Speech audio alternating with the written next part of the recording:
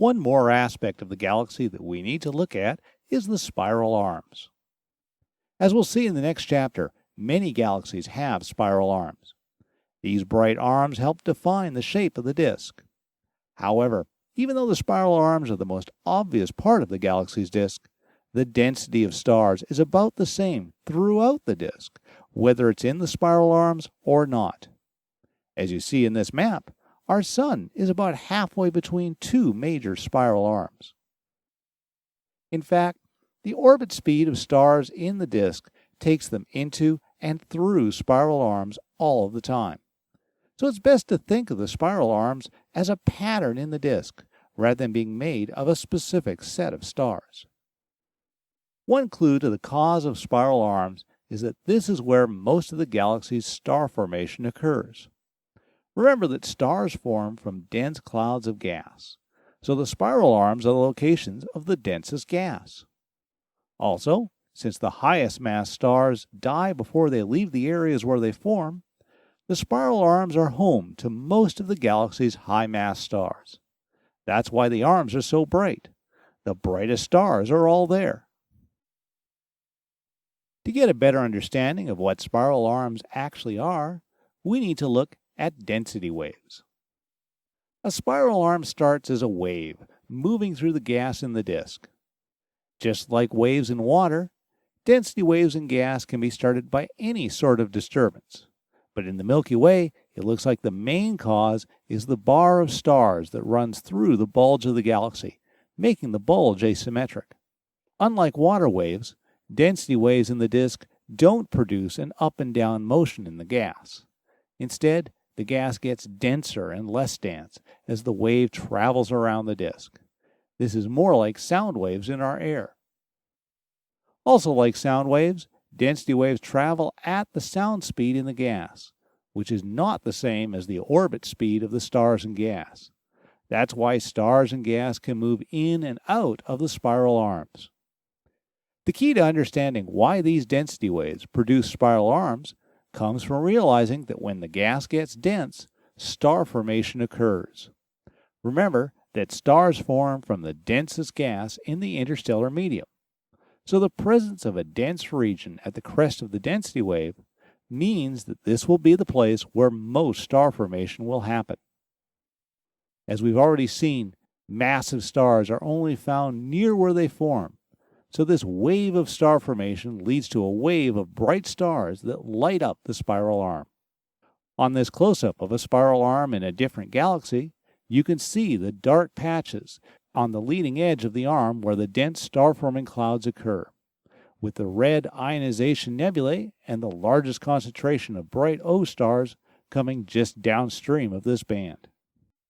You've probably experienced density waves in traffic, when a lot of cars have to slow down to get around a slower-moving vehicle. Write a short paragraph describing what happens as you enter this wave, move through it, and come out the other end. Imagine you're riding along with stars and gas as they orbit around the galaxy. Describe the processes that happen around you as you travel into, through, and out of a spiral arm. Now that we've seen some of the major processes that shape the Milky Way, this is a good time to return to an idea we saw back in the chapter on telescopes and detectors. What we see depends on what part of the spectrum we use. If we start with the longest wavelengths, 21 centimeter radio waves are dominated by neutral hydrogen gas, making up most of the galaxy's interstellar medium. At microwave wavelengths, we see molecules of carbon monoxide showing the major star-forming regions in our disk. Long wavelength infrared light is dominated by glowing dust emission, which is also concentrated in the star-forming regions. As we move to shorter infrared wavelengths, we see light that can penetrate dust clouds. This light mostly comes from cool stars, such as red giants and protostars. When we use our familiar visible spectrum, we see the stars that we're used to seeing in the night sky, especially the very luminous giants and hot main sequence stars. We also see the glow of red ionization nebulae. However, in most directions in the disk, we can't see very far because dust absorbs visible light so efficiently. Light in the ultraviolet part of the spectrum is dominated by the very hottest O and B stars, as well as nearby ionization nebulae. Unfortunately, UV light is also strongly absorbed by neutral hydrogen gas, so we can't see much of the plane of the Milky Way in this part of the spectrum. However, if we look outside of the plane, we can see the UV light produced by other galaxies, such as this view of M31, a nearby spiral galaxy like the Milky Way. When we look at our disk in X-rays, we see the ionized gas of the hot ISM, along with the oddballs of the galaxy, neutron stars, black holes, and other stars with strong magnetic fields. Finally, a gamma ray view of the disk shows where cosmic rays are crashing into dust grains. These high-energy collisions produce nuclear reactions in the dust, emitting gamma rays as a byproduct. When we put all these together, we get a complete picture of the stars, gas, and dust that populate our galaxy. This is a table you've already seen earlier in the course when we looked at the basic ways light and matter can interact. Now you should be able to fill in more information in the last column on the different ways light and matter can interact in galaxies.